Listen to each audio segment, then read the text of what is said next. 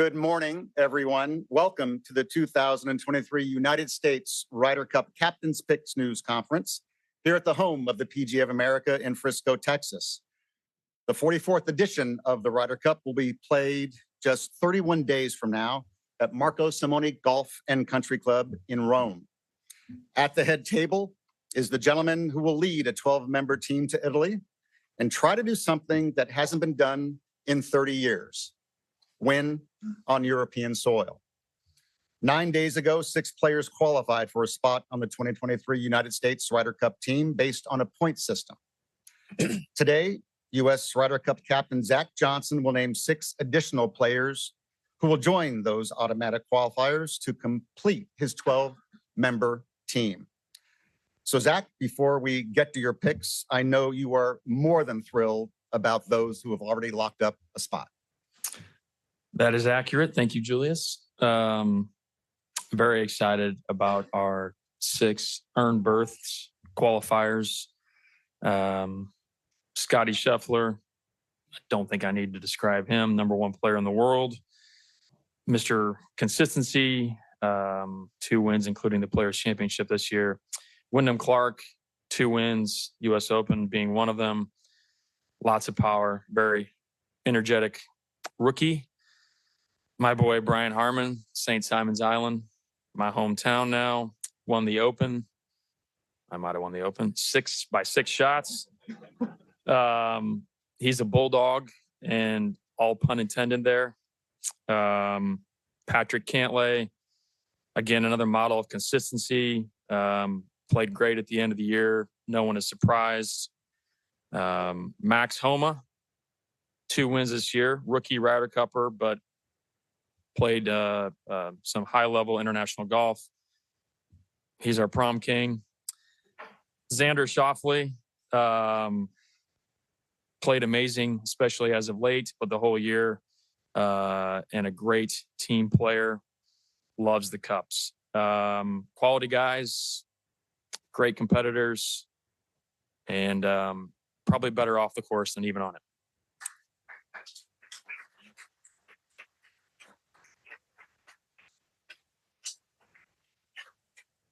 The time has come, Zach. So if you're ready, can you please tell the world who will be joining these 6 qualifiers? I guess got chills set. Yeah, yes, I can, Julius. A lot of time, a lot of energy has gone into this process. That's probably no secret. I am very confident in these 6, and my confidence comes from the mere fact that I am surrounding myself around great people, specifically my vice captains who have been absolutely amazing. Our analytics team, who they're the nerd herd, but we love them. They give us a lot of great information that we can chew on. And then from there, we came up with what we felt was 6 guys that made these other 6 whole. So without further ado, our 6 gentlemen that will be joining our qualifiers are Mr. Sam Burns, Mr. Ricky Fowler, Mr. Brooks Koepka, Mr. Colin Morikawa, Mr. Jordan Spieth, and Mr. Justin Thomas.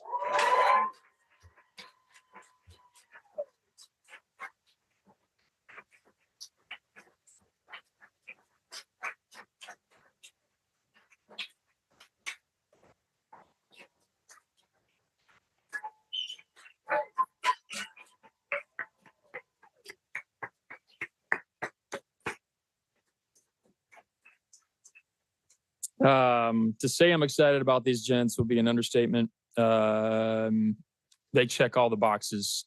Fierce competitors, great versatility, great flexibility when it comes to pairings, when it comes to the fit for Marco Simone. A great fit for each other, which is massive. And with that, I think comes a lot of just awesome options, successful pairings, and opportunity to do what we want to do, and that's to win. So got some great experience in there too, considering we are going across the pond, no easy feat. But I'm confident that these guys, along with the other 6, now we're 12, 12 strong, if you will. we'll be ready to go in the end of September. So these are our gents. Thanks, Zach, very much. What jumps off the page here is that you selected 5 Ryder Cup veterans and 1 rookie. That makes a total of 4 rookies on your team. While the U.S. has taken 2 of the last 3 Ryder Cups, Europe has won 9 of the last 13 matches and 6 straight overseas. We hear a lot about veterans versus rookies and horses for courses. Can you give us a peek behind the scenes on what your decision-making process might have been like? Yeah, I can give you a peek.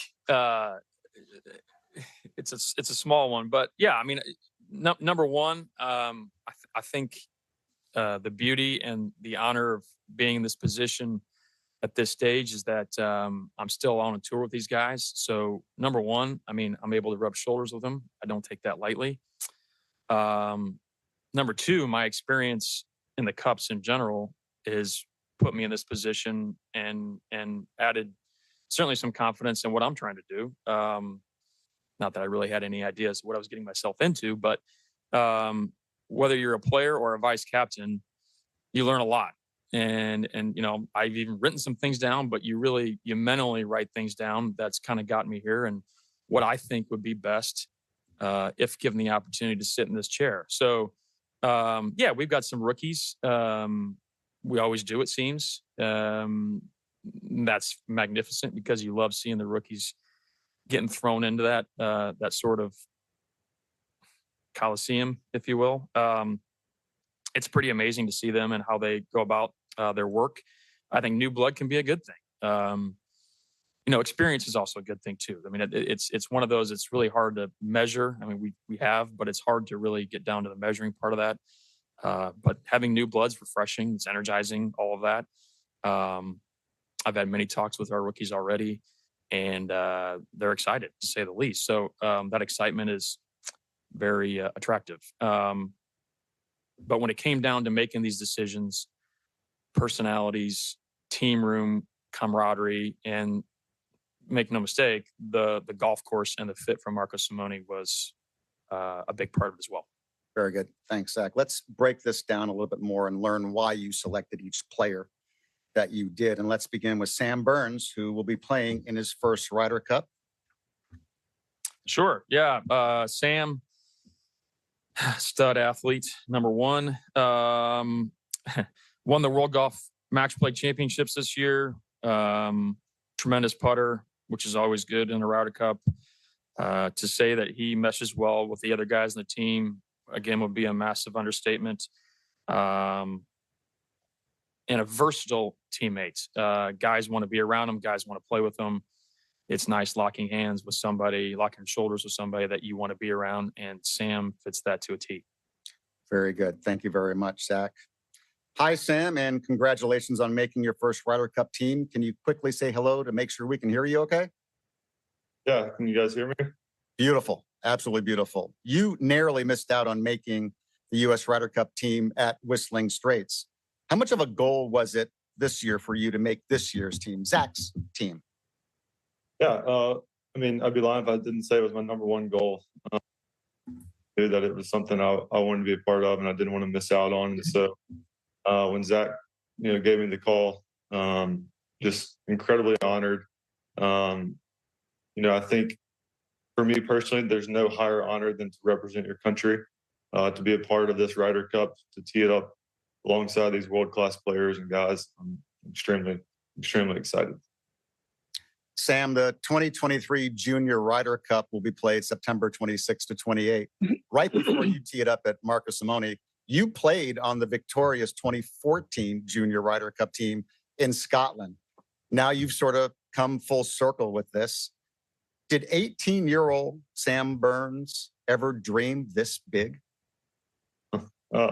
I mean, I definitely dreamed it many, many times. I think, as a kid, you watch every Ryder Cup, and you always, have this idea in the back of your head that you want to be a part of that and you want to get to experience that one day. And so it's very, very surreal when, that opportunity presents itself. But I can't wait to be there. I can't wait to tee it up alongside these guys and, hopefully bring the cup home.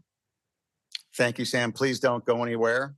Zach, next up, Ricky Fowler, who had that emotional victory at the Rocket Mortgage in June. Well said. Yes. No one was surprised by that victory. My boy Rick, great 2023. Obviously, that win, a really good U.S. Open out in L.A. Pretty much a model of consistency this year through and through. Stats show that. Also extremely flexible as far as, pairings and I would say formats.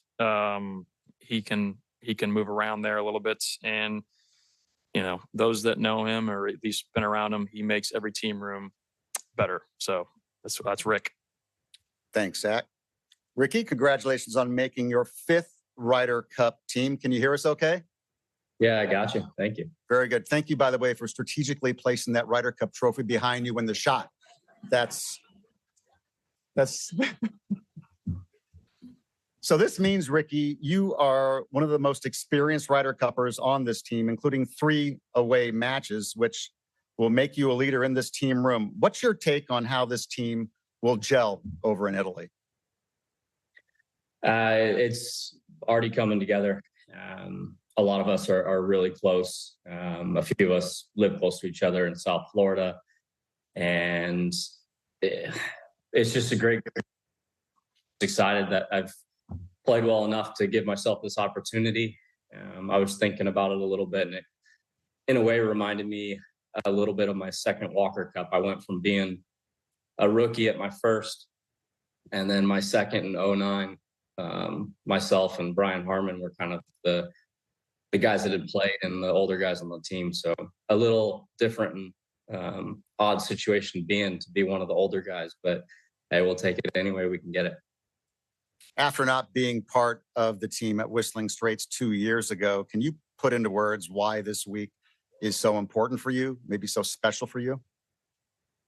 Well, after the last few years, for me, not being a part of teams, not really being in majors and not playing well, going through a little bit of a rebuilding last fall, to ultimately, this was the goal at the top. I knew it was going to be a tough one to achieve. It's just, this one's super special. When I got the call from Zach, and luckily he told me the news, I was definitely emotional because it's been a great year after the last few, like I talked about, and I knew it was going to be very hard to be in this position. So to get that call and to be a part of this team is amazing. Ricky, thank you very much. Stick with us for a couple more minutes, please. Captain, you also selected Brooks Koepka, who won the PGA Championship at Oak Hill in Rochester this year. Yes, what a performance at Oak Hill. Oak Hill in May, let alone. 5-time major champion, 3-time PGA champion. He's built, in my mind, for the biggest of stages, and there's no bigger stage than the Ryder Cup. I think his record shows that. I know his buddies want him on the team. He's very versatile. Guys want to play with him. That's evident. I'm excited to have him go to Marco Simone on what will be the biggest stage in golf. Thank you very much, Zach. Brooks, congratulations and welcome to your 4th Ryder Cup team. Can you hear us? Yeah, can hear you guys. Thanks. Very good. Zach mentioned a while ago that you have not lost a singles match in Ryder Cup competition. Why have you played so well on Sunday singles? Oh, I don't know. I think you're just playing for something bigger than yourself, right? You don't want to let the other guys in the team down. And it's a fun event. I mean, I think the fun, most nervous I've ever been in a golf tournament was teeing it up the Ryder Cup. So I've enjoyed it, and every time I've played, I've just tried to go get a point for the team. Brooks, how proud or surprised are you to be sitting here today as the 2023 PGA champion and a Ryder Cup team member after what you had to overcome, injuries, for example, over the last 2 years? Yeah, last few years have been a lot, but at the same time, that's what I've been grinding for. That's what I've been trying to get back into into shape and 100%, feel good just for this moment and get out and go play with the team. So super excited, looking forward to it. And we got a great group of guys, great captain, great assistants. It's going to be a fun week. Thanks, Brooks. Zach, next is Colin Morikawa, who had a very strong debut as a rookie at Whistling Straits in 2021, going 3-0-1. Yes, a Ryder Cup rookie at Whistling Straits with 2 majors already under his belt. Not normal. Great young talent, great guy on and off the golf course, ball striking machine. Consistent would be the word that comes to my mind year after year. And he is a very strong fit for Marco Simone and what we feel the course will demand.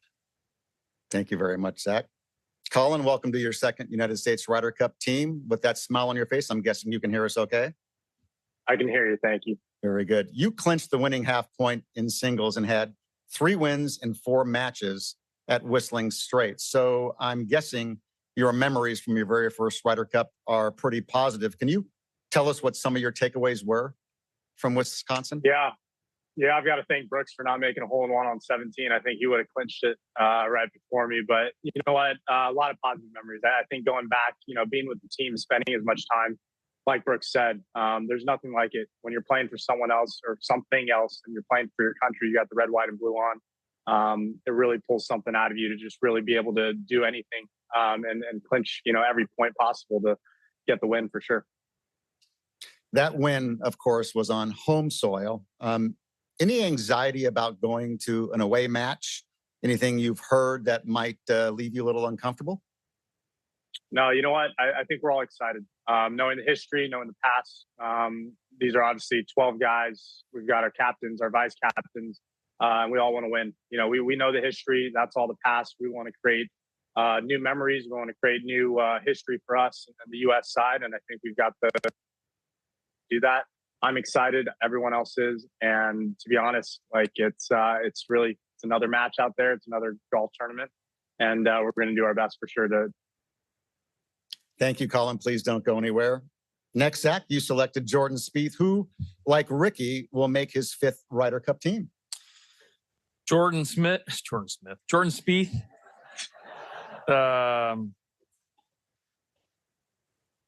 Thanks for being here. Great putter, great short game. Seems he's never out of the hole. I've been on the bad end of that myself. Great match play player. Very consistent year. And we've seen that in the last so many odd years. Just seems to bring his best out in the hardest of situations. All the intangibles you want as a teammate and as a player. A lot of heart, a lot of spirit, a lot of experience as a result too, as you mentioned, Julius. And one of our, I would say one of our stalwarts on Team USA. Thank you very much, Zach. And congratulations, Jordan, and welcome to your 5th consecutive Ryder Cup team, the longest stretch among anyone on your team. You have a solid 71% win rate in Ryder Cup 4-ball play. What is it about that format that brings out the best in you and the best in your teammates? Great teammates in 4-ball. I've had to lean on them a few times over the years, but just some freedom. I like to play aggressively, and typically when you have a partner beside you, you get that opportunity more often. You can not only just hit shots more aggressively, hit putts more aggressively. You always know someone's going to get it in the hole, and when it's going out there trying to make as many birdies as possible, it's just more fun. Just have more fun playing that format. I'm not sure, why win percentage is that high necessarily, but I'd love more opportunities. It's my favorite format for sure. Jordan, Zach has surrounded himself with 5 vice captains whom you know very well, having played for 4 of them as your captain on international team events. From your perspective as a veteran Ryder Cupper, how do you think Team USA has benefited from this leadership? Well, as you mentioned, it's been similar guys in the room, whether leading or being vice captains. And it's nice to see familiar faces, you start to adapt year after year. You know, these captains rely on each other for the experiences they had, what they could possibly do better, where even in wins and losses, where it went well, where there was room for improvement. And I think the players' input has been something that's been massive over the last, we call it 3 or 4 years now. And it's certainly led to success in team events and really just off the course, just a different balance in the team room. So it's a great group of vice captains. I don't think anybody here is surprised by who Zach picked. And the addition of Stewart, I think, was a really, really cool addition that we're really excited about as well, given, he's been competing against us, in the last few years, and he won twice a couple seasons ago. So very, relatable to everything that's going on tour. Thank you very much, Jordan. Zach, you also selected 2-time PGA champion Justin Thomas. Yes, Justin Thomas, one of the most talented players on the PGA Tour, in my opinion. He has, without question, been the heart and soul of Team USA, Ryder Cups, our emotional leader, I would say, and I don't think he would argue with that. He just leads by example. Overall, a fantastic Ryder Cup record. His passion for the Ryder Cup is very evident. He would say it himself. He has said it himself. In my mind, he was born for this, and there is, you just don't leave JT at home. Thank you very much, Zach. Justin, congratulations on making your 3rd United States Ryder Cup team. In your rookie year in Paris, you contributed the most points to the team with 4 wins and 1 loss. What would you tell a rookie teammate on what to expect or how to prepare for an away Ryder Cup? Yeah, first off, thank you. I'm very, very happy to be here.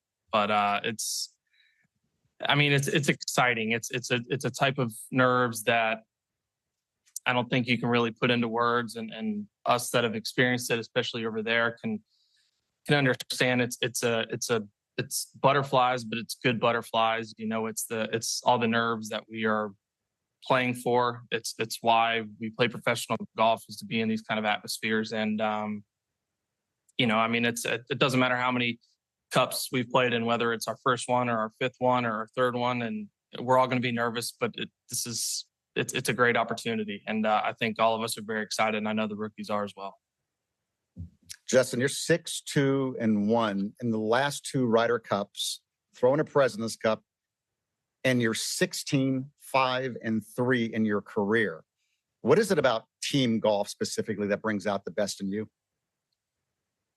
Well, I think Jordan touched on it a little bit. Good partners definitely help with that. And a lot of it, as much as you want to bring good golf yourself to the table, I think a part of it is bringing the best out of your partner. And I've been very fortunate to play with some friends of mine that I feel like I know well, that I'm not only comfortable around, but I feel like I can do my best to try to bring the best out of them. With a couple of them on this call with me, and Jordan and Rick. And I don't know. It's a very, very exciting, and it's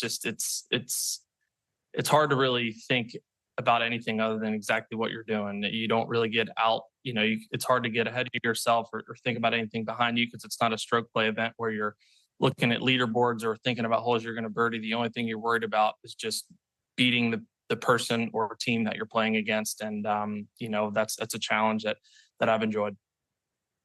Thank you very much, JT. Ladies and gentlemen, let's go ahead and open the floor and Zoom calls for questions now. If you have a question, please raise your virtual Zoom hand, or if you are with us right here at the home of the PGA of America, please raise your real physical hand and we'll get you a wireless microphone. And we'll roll. We're going to go to Zoom calls first, beginning with Shane Ryan. Shane, can you hear us okay? Sorry, Julius, can you hear me now? You sound beautiful. Let's go. Thank you. First question for Zach Johnson. Congrats on making your picks. Always, I'm sure one of the toughest part as a captain is communicating with the people who didn't make the team. And I wanted to ask you about Cam Young. And in particular, I hope this isn't too awkward to bring up, but one of your vice captains at one point in public did say that Cam Young was fundamentally going to make the team. And so I'm just curious if that made that particular call maybe a little bit harder than it would otherwise be. Well, I appreciate the question. All of my phone calls were difficult. That goes without saying. It's part of what I was warned about when it came to those in my vice captains, that have sat in the seat before. I say that it did keep me up at night having to make those phone calls. Specifically Cam, phenomenal player, better person. He was nothing but class. And yeah, I know what was said, but I think that was a while back. It was kind of in jest. It is what it is. But all of those phone calls were extremely difficult. Fortunately, the ones receiving them were beyond classy. Is that good, Shane? Thank you, Julius. Thank you very much. Let's also go to Michael Bamberger on a Zoom call. Michael, you there? Hi, guys. I'm Say sorry. hi again, Michael. Hi, guys. Can you hear me? Very good. Thank you. Thank you. Zach, I know this is a difficult question. Brooks's playing record speaks for itself, but did his involvement in the Live Golf Tour figure in your decision-making at all? What figured in my decision-making was trying to pick 6 gentlemen that make the 6 guys that earn their way whole, meaning they're all 1/12 of the team. These guys are not ranked. They're all a part of the team equally.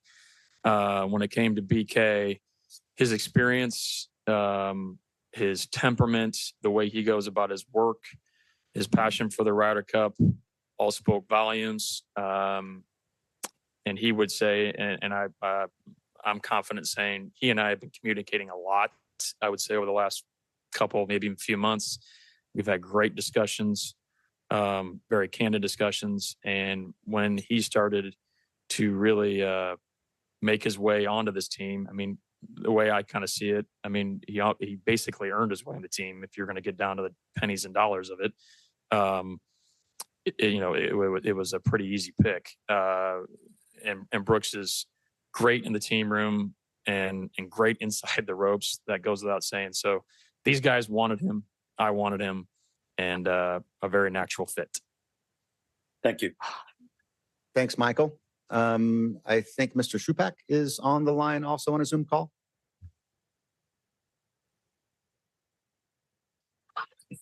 Hi, guys. Zach, my question for you is, did you call any of the other live players who merited consideration?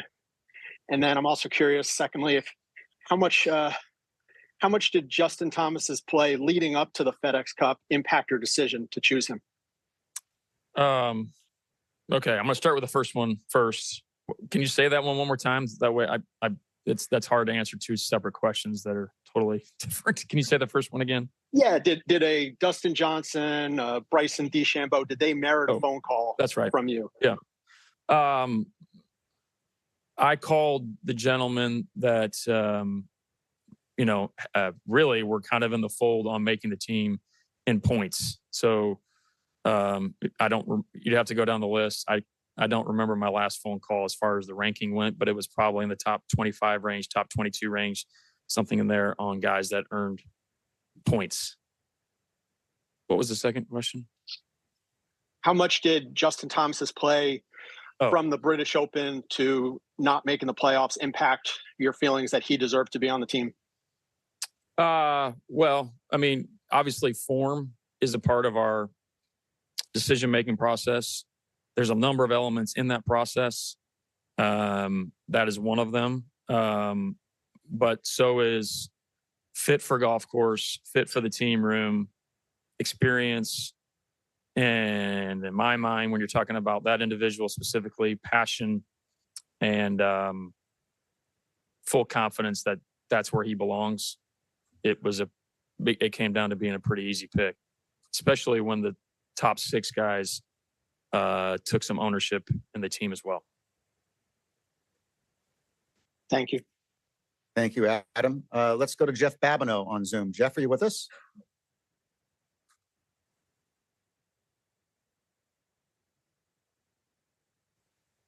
Yeah, for Zach, and I'd like to follow it up with the players. Hi, Zach. Oh, Jeff.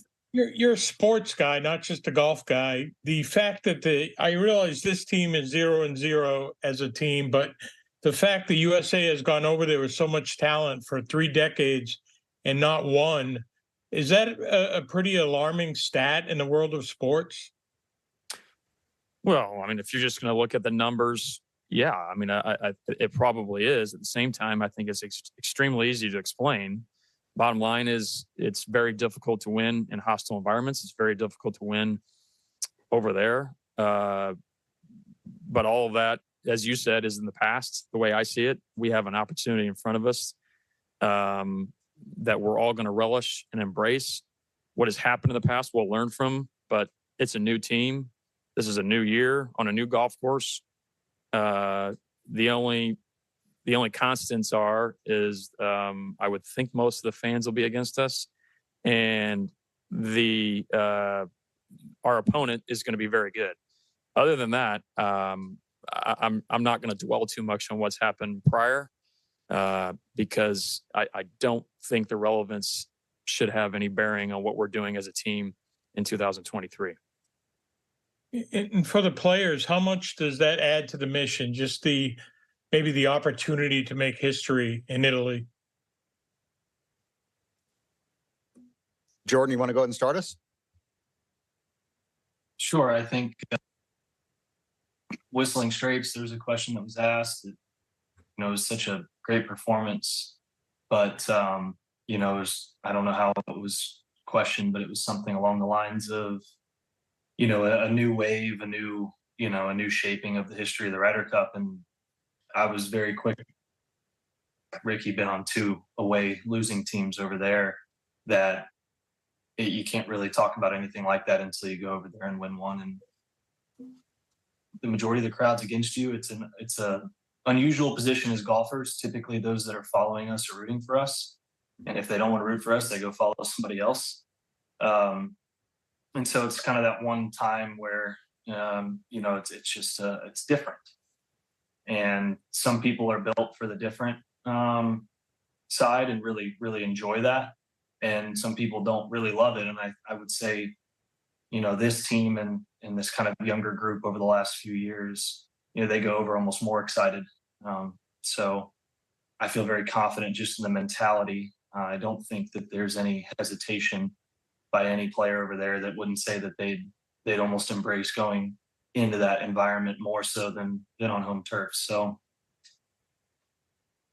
for our team and just I know most of them very well, and I would say that it's probably a pretty collective thinking for us. Thank you, Jordan. Go ahead, Jeff. No, I'm good. Thanks. All right, thank you. We'll take 3 more calls right now on Zoom, then we'll come back to the home of the PGA for some questions. Brendan Quinn, are you with us? I am. I have a question for Justin. If I could follow up with a question for Zach Julius, I'd appreciate it. Justin, I wonder the amount of pressure and focus on you specifically for the last couple months. Will he be on the team? Will they leave him off? Whatever. Did that manifest itself in your play at all, or was it a particularly difficult season to go through just with that kind of constant chatter? Yeah, I think I definitely learned you're always going to hear more. The more an opportunity kind of presents itself. I mean, whether I'm thinking about it or not, it's kind of one of those things that, like I just remember at the Open when I get done on Friday and the media wants to ask some questions, and it's almost kind of like everyone's looking around of like, who wants to be the first one to ask? Like, I know everybody's thinking it and they know that I'm thinking it. And I voiced that. I mean, I did put a lot of pressure on myself to make this team because it does mean so much to me. But that being said, I feel like it was a valuable learning experience for me and something that I will I will use and learn going forward. It's very, I would say that these other guys can attest. You can want something too bad. And I'm sure all of us have tried to win golf tournaments too much or tried to force the issue. And there was potentially times this season I did. But yeah, I'm very, very fortunate to be here. And Zach has been very vocal and made it sound great that, we are all equal on this team. He said, and I feel I'm just as important as everybody else. And my teammates have voiced that the same way. So I'm very, very excited. And Zach, you mentioned calling guys 22 through 25 on the points list. Dustin Johnson, I believe, is down there at 40. And I wonder how you weighed a guy who's, Hall of Fame resume and 5-0 at Whistling Straits, his candidacy for this team. Yeah, well, I didn't. Yeah, I probably called somewhere in the top, whatever it was, top 20, top 25 guys. I'd have to go down the list. No offense to Will Zalatoris, he's been hurt. I didn't call Will. Yeah, I mean, did the topic of some of those guys come up? Sure. At the same time, I think that was quite a while back. There's something to be said about, playing consistently together, and they had opportunity. I mean, we have a guy on the team that had opportunity and seized it. When you're talking about the 4 majors last year and the 4 majors this year and Brooks Koepka. So there was opportunity there. And that's kind of how we looked at it. Thank you. Thank you, Brendan. Let's go to a Zoom call with Alex Maselli, please. Alex, are you there?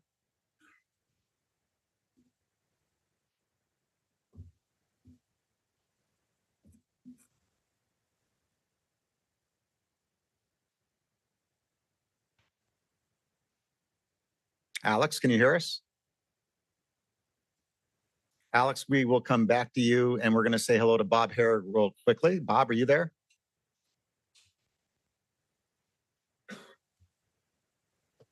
I'm here, Julius. Thank you. I have a question for JT as well. Just curious what these last couple of weeks have been like for you. I don't know when you got the call or if you care to divulge that, but there might have been a little bit of tension or apprehension for you being in this new spot where you're not competing in the FedEx playoffs and it's really not in your hands. Was it agonizing, or was it just, did you get away from it? Can you just say what it's been like here the last month or so while this has gone on? Yeah, it's been wild to say the least. I had called yesterday morning. I had a lot of emotions that came through me. I would say, as wild as it is, like a relief was one of the first things of just like I could relax. I was obviously, it's kind of like, playing well in a golf tournament. It just hits you at different points. I didn't touch a club for 2 weeks after the Wyndham. My clubs just stayed in my garage. I'm very much on a different timetable as everybody else probably on our team and on this call, where none of them want to even look at a golf course. And I've been practicing for a week, and I'm very excited to play golf every day. So because of my season ending sooner, I'm in a little different place in that regard. But it's funny. I joked with my wife this morning that, I've had a lot of sleepless nights of just thinking about what could happen and wanting to be on the team and wondering if I wasn't. And then I just kind of came to the realization that obviously it was out of my hands and I couldn't do anything about it. And then after getting the call yesterday from Zach, I couldn't sleep last night because I was so excited. So it was kind of ironic, but like I said earlier, I'm very excited, and it's cool to be a part of this team with these other 11 guys and vice captains, and I wouldn't want to go to battle with any other crew. Justin, you're playing next week. Was that with the idea, with the Ryder Cup in mind, possibly, or was that going to happen anyway? It wasn't. I committed a while ago. I just due to the position I'm in and kind of put myself for the FedEx Cup. I wanted to try to see if I could play an event or two this fall. I making the Ryder Cup or not, I didn't really want to go months without competition, and to see some pretty good signs of things there at the end of the season, and I wanted to try to capitalize it. So after taking a little bit of time off, and like I said, I got back into it, and I've been practicing pretty hard for a week. So I'm actually excited to play in a golf tournament, and then with playing the Ryder Cup, it works out really well to get a little competition under me. So I'm not going into that event with a month and a half or so away from it. Thanks much. Thank you, Bob. Alex Maselli, we're coming back at you again. Can you hear us? I hope so. Can you hear me? Yes. Thank you very much. Thank you. Sorry. I have one for Zach and one for JT. Zach, you talk about horses for courses, and Marco Simone, you mentioned it again as a large part of your selection. Can you tell me what parts of Marco Simone you're looking at and saying, this is what I want from our guys? Yeah, Alex, that's a good question. It is, I guess the fit for the golf course, horses for courses, however you want to coin it, is certainly an element in when we're trying to formulate our team. It's not the only one, but it is a part of it. It's really difficult to explain how we go about doing that. Frankly, I don't know if I can understand the algorithms and all that these guys kind of go through. And I'm not saying stats are the only thing, but my point in saying that is we have the ability. It's not like just saying, hey, we need these one or two stats that fit this golf course. It's basically we have the ability to put these guys on that golf course and essentially the way their games are and see if they fit. That's a whole lot of technology right there and whatnot. But that's when we entrust our analytics team. And that's also when when modeling the golf course, we kind of know what the tendencies are as far as what they've done over there, tee to green, in the setup. And so all of those factors are kind of molded into one when it comes to the modeling, the fit for Marco Simone. And did that modeling make a difference in a selection one way or the other? Not directly, because all the other factors were a part of that too. It's not exactly an exact science, but it certainly was an element, and at times a pretty heavy one. But to say that it was the overwhelming factor would be inaccurate. Okay. And then one thing for JT, I don't think I've ever heard anybody say you just don't leave JT home. How does that add to the pressure, not of getting on the team, but actually now having to perform for a guy that thinks that much of you? Yeah, it's nice to hear Zach say that. I mean, Zach and I have had conversations over the last, months. I mean, you could say year or so, whether it was stuff of being a part of the team or things that could make the team better. And then all of a sudden, due to the position I was in, it just was communication. And I think Zach was great with all of us in terms, he wanted transparency, he wanted a communication. And it was one thing that I told him, and I still firmly believe it, is what any person, any stats guy, any vice captain, any media, anybody says, if the guys on the team don't feel that there is other fits or there are other people that are better for the team or better for whatever it is, then that is what's most important. I've been in that room. We've had dinners and discussions, and the overwhelming, I would say, decision that is made is who do the guys want on the team? Because, we're the one that plays with each other week in and week out, and we understand our games, our mentality, our sportsmanship, our just whatever you want to call it, competitiveness. And I also told Zach in that same note is that, and it's no offense to being a pick, but I think everybody else on this call that is also captain's picks can attest that playing in the Ryder Cup is enough pressure in itself. I don't necessarily look at it as I have to play well because I'm a pick. I look at it as I want to play well because it's the Ryder Cup and I'm representing my teammates and my country and my captains.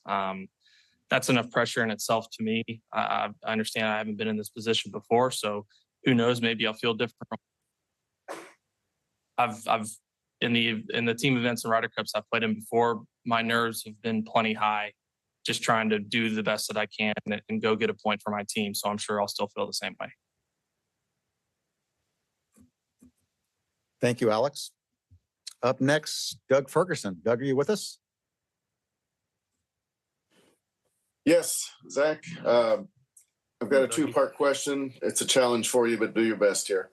I'm curious if you can kind of characterize the input of the 6 qualifiers, what they had on the 6 picks, and did anything in the last 2 weeks change your thinking?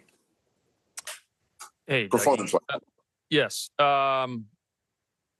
Great questions. Did the first part?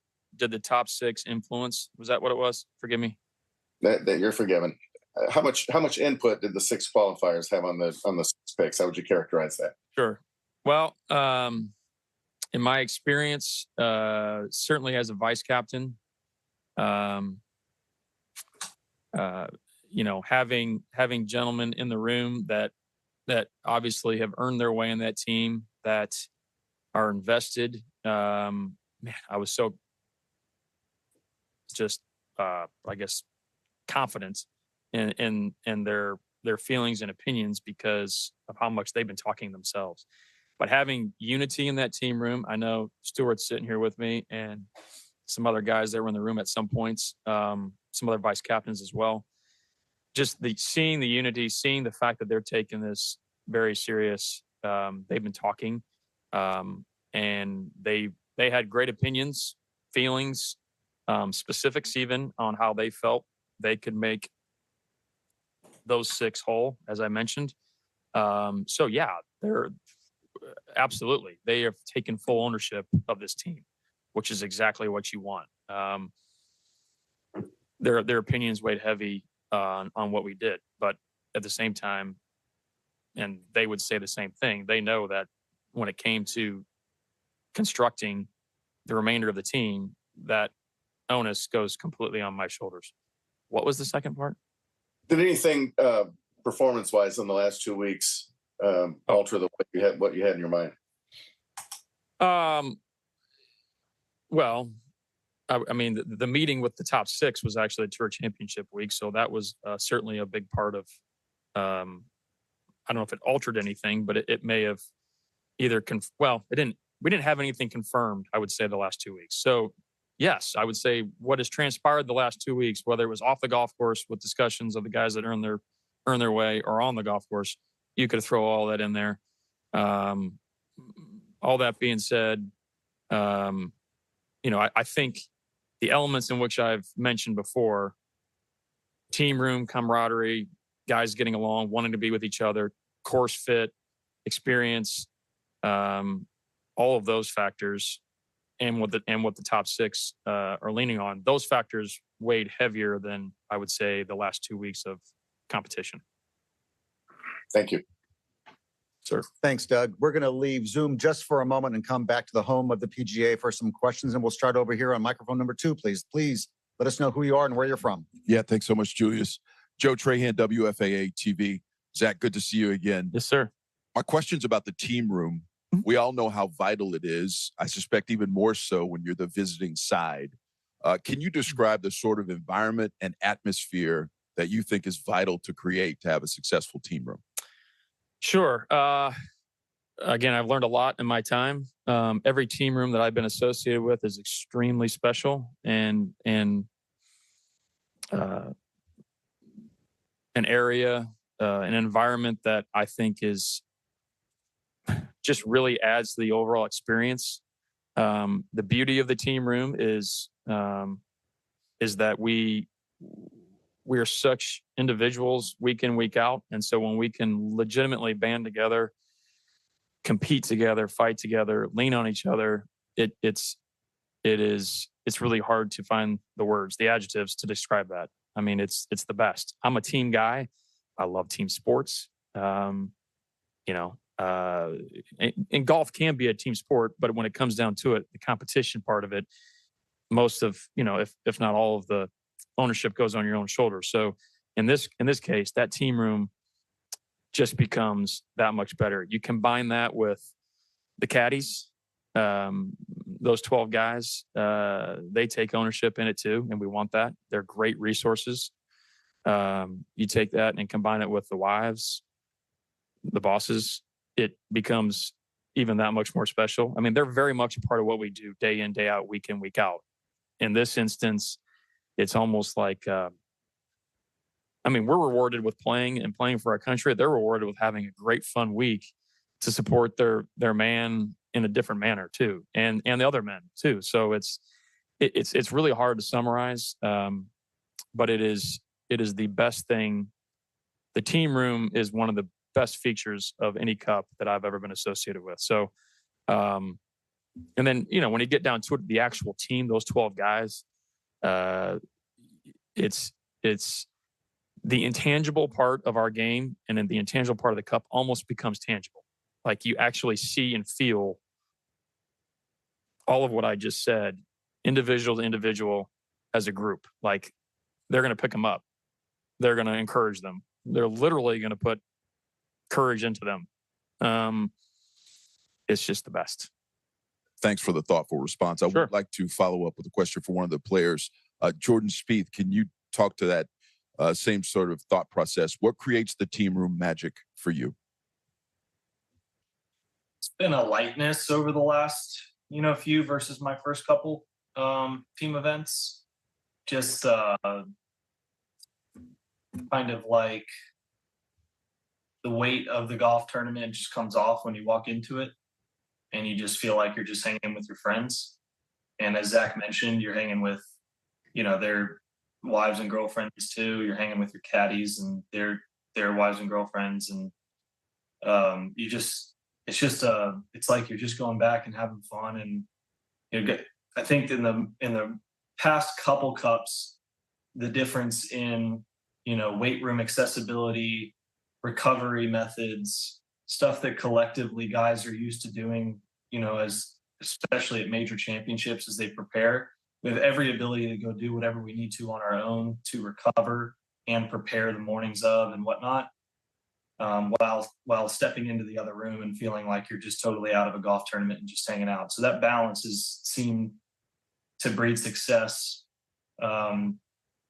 And more so guys just have a lot more fun the entire week. I mean, these are really special events that don't come around often. And I think, for those of us who plan on playing on them, I'll look back and say I had a great time that week, not I was stressed the whole week. And that balance has been really fun because we love what we do. We love preparing, we love recovering. But we also like the difference in being able to hang out with guys that, we have our own teams on the road, and it's nice to collectively combine them all. Thank you, Jordan. Joe, thank you for that question. We're in the back on mic number 1, please. Yeah, Art Strickland, Golf Magazine, golf.com. Zach, just wondering, you mentioned analytics, and then obviously Julie mentioned it had been 30 years since the Americans won over there. What about these 6 guys makes you feel like they're the ones, and the other 6 that are already on, makes you feel like they're the ones to break the 30-year streak this year? Well, right off the bat, they're talented. They're fierce competitors. They want to be there. They want to be in a position. I think what I see with these 12 guys, and specifically the six guys on the screen here, is that, hear me out. It's great playing over here in front of our fans. It's some of those memories are the ones I'm going to cherish the most. At the same time, I think certain individuals are kind of wired. They're kind of built for the difficulty. They're kind of built for walking into the lion's den, walking into a stadium, into a hostile environment.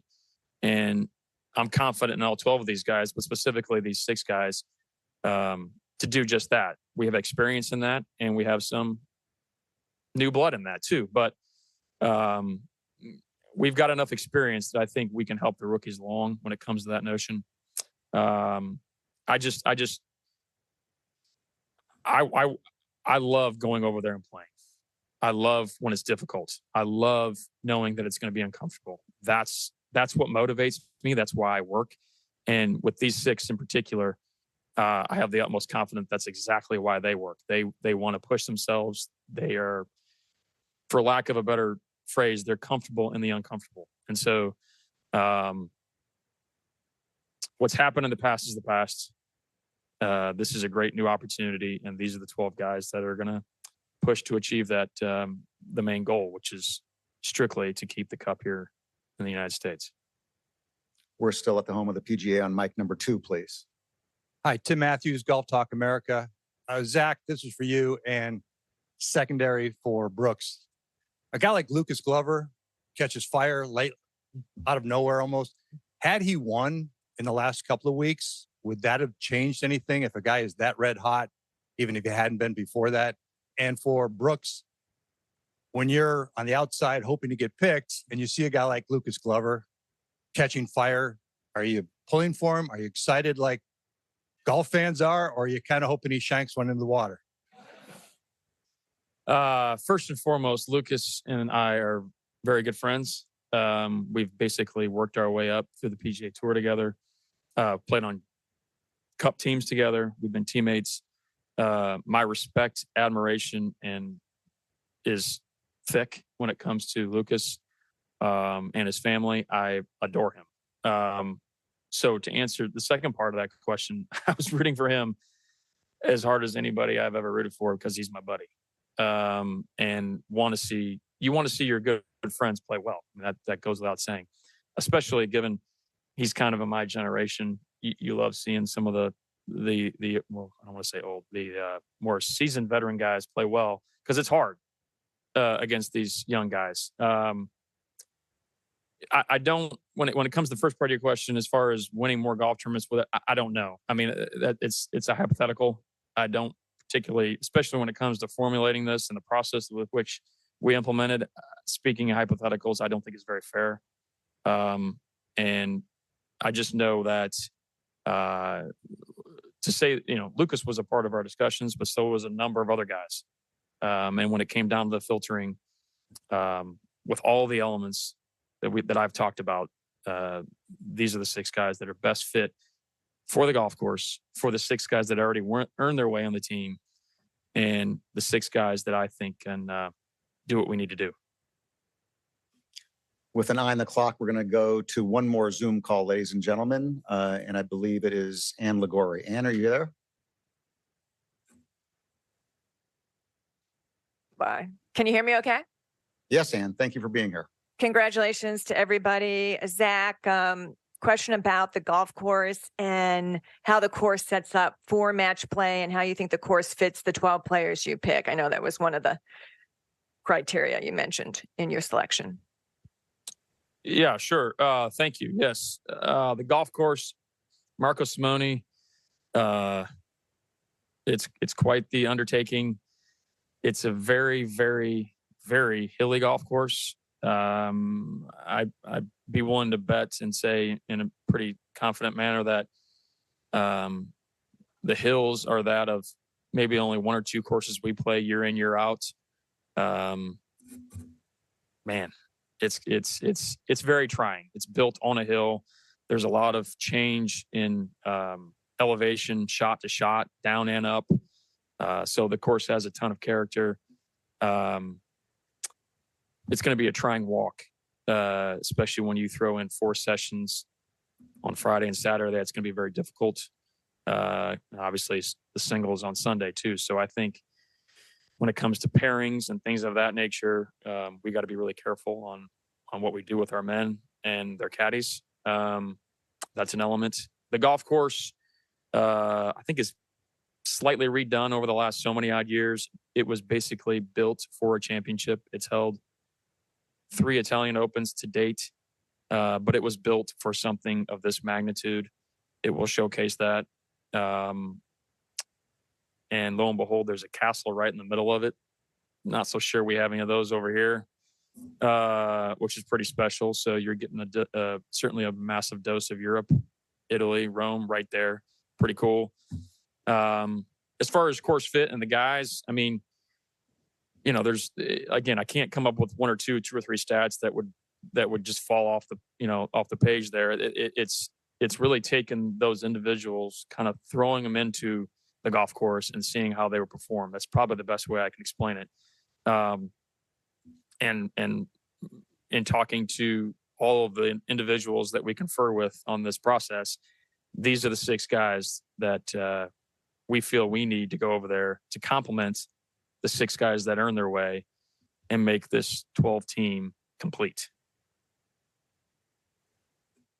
Thanks much. Thank you, Ann. My pleasure. Zach, back in February 2022, when you were named captain, you said you liked the idea of leading a team overseas. Why was that? I've probably mentioned, I think these 6 guys are built for competing over there. I very much feel like I'm built that way too. Of the 5 Ryder Cups I've played in 3 over there. And I have enjoyed every second of it. I didn't really enjoy the scoreboard at the end of them, but I've enjoyed what it takes out of me to go fight, whether I'm playing a singles match or whether I'm playing in tandems with a buddy. It's what I feel like I'm designed to do, and I wouldn't have it any other way. It is my favorite thing in sports, is to be on a Ryder Cup team representing this nation. And I would be thrilled the honor of doing it in the United States, because this is my country, but I am equally as thrilled to do it over there. Can you believe that you and Kim are going to be packing your bags in less than a month from now? No, I'm packing just 1. She's packing for 4. So I'll be done really quick. But no, I cannot. I know we'll be ready. I know what's ahead is, it seems like months upon months away, and I've been saying that for months. Now it's right around the corner, which is crazy to really think. This journey's been amazing. The process of it has been amazing. I've had former captains, specifically some vice captains of mine, but even other captains that have said, just enjoy the process, enjoy the journey, write things down, but just try to find the joy in it. And yes, there's been a lot of work and a lot of things that you can't really plan for, but that's also part of the joy in it. So just really excited about having my 12 guys complete. Really excited that these are the guys that all of us corporately feel we can go on a mission with only one goal. And but we're going to do it together. We're going to do it with high character. We're going to do it with class. We're going to do it with the integrity that the Ryder Cup deserves. And partnering with Luke and Diane through this time has been special. Nothing but the utmost respect for Luke. We've been buddies for quite a while, so kind of doing this with him, I think, has been a joy and certainly something that I feel fortunate. He's been overly transparent with me on things that we can kind of hash out together. I don't take that lightly. But again, my excitement is immense. And the best thing personally is being able to share this with my wife, Kim. Beautiful. Final question for you, Zach. There's another team event that's happening right before the Ryder Cup tees off in Rome that you're pretty familiar with. Yes, the Junior Ryder Cup. I think I just missed the selection when I was 16, 17 years old. Probably because I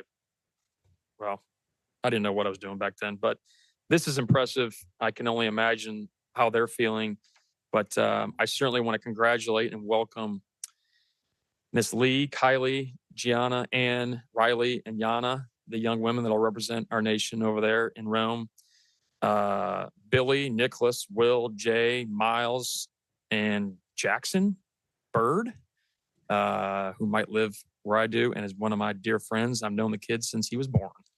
That is special. Can't wait for these guys to go over there, these gals to go over there and compete. What an honor. What a way to be a teenager.